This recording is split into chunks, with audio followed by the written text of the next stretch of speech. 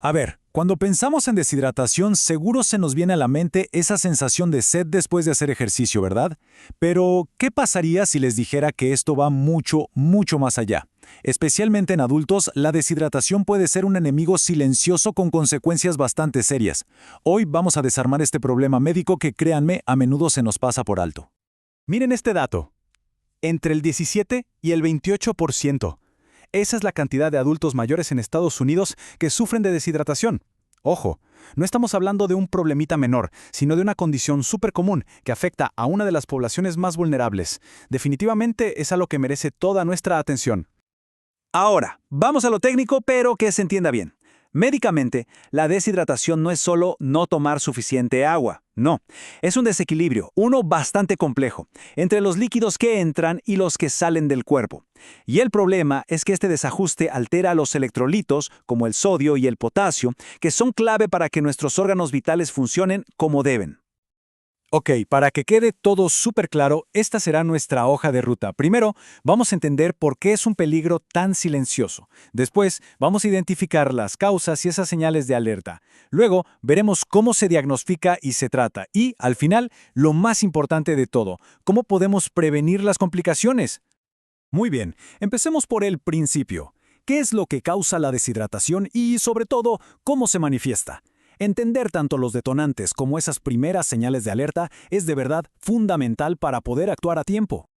A ver, las causas pueden ser algo tan simple como no tomar suficientes líquidos, que es súper común en adultos mayores porque la sensación de sed, disminuye con la edad. Pero aquí es donde la cosa se complica. Factores como el envejecimiento, la diabetes o la inmovilidad no son solo riesgos, no, actúan como una especie de lupa, haciendo el problema mucho más grande y aumentando la probabilidad de deshidratarse.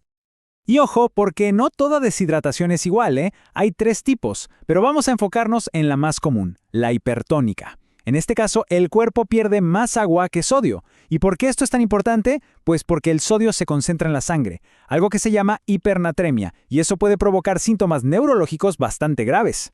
El tipo de deshidratación, al final, define cómo se debe tratar. Esta progresión es como una escalera de advertencias.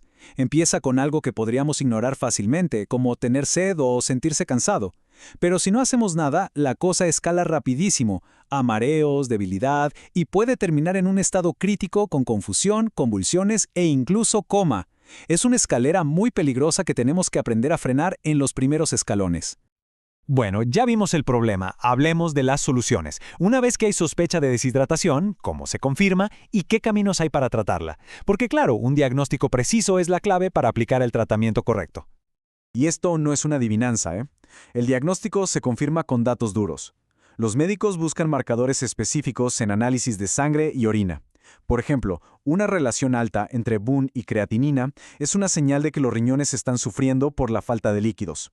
Estos datos nos dan una foto exacta de lo que pasa dentro del cuerpo.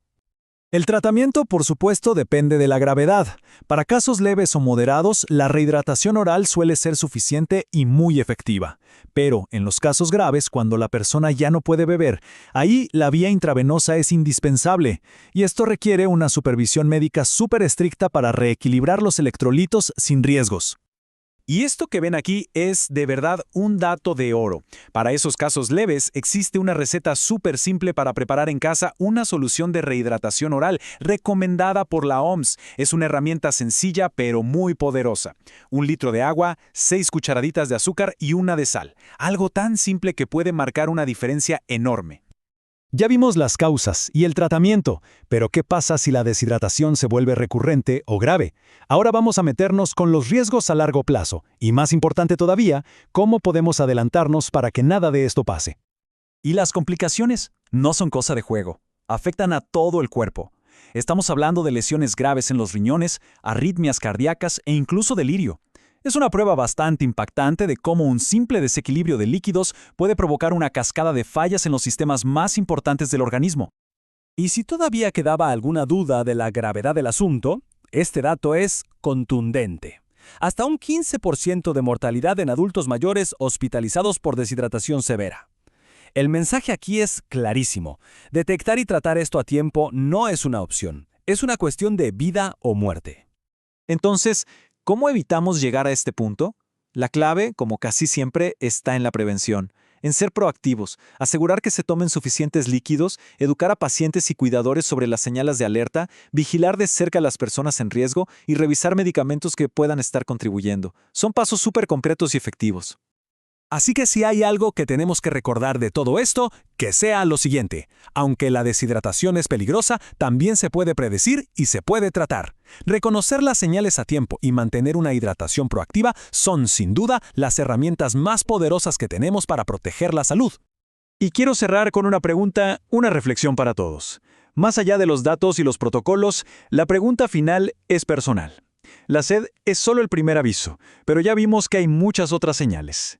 ¿Estamos realmente escuchando lo que nuestro cuerpo nos intenta decir?